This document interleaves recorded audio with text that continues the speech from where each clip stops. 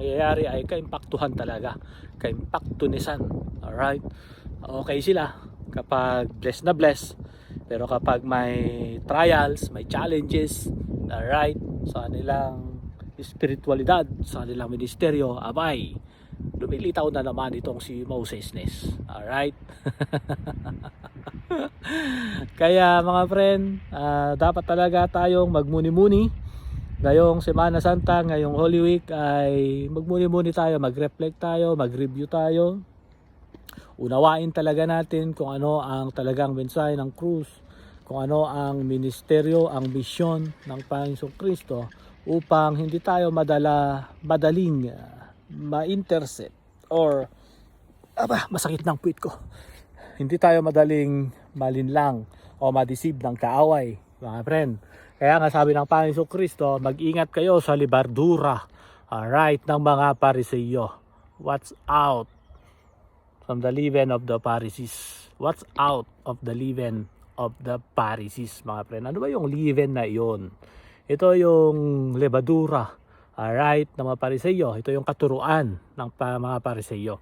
Alam niyo ang levadura, kaunting yeast lamang ay napapalaki niya itong dough, alright, ng tinapay. Napapalaki.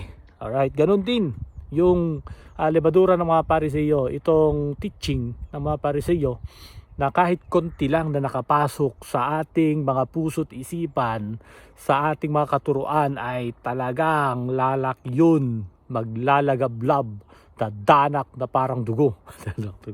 Maglalagablab na parang apoy na yun, munting palito, kaya niyang sunugin yung buong bundok.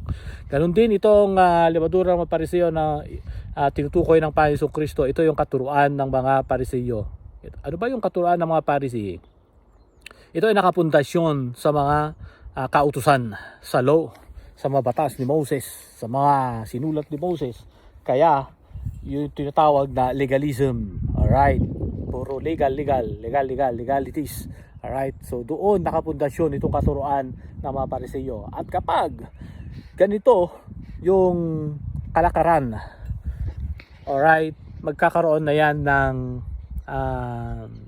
entitlement, magkakaroon na yan ng self-righteousness, alright, yung magkakaroon na yan ng exclusivity, alright, magkakaroon na yan ng separatism, tribalism, mga friend.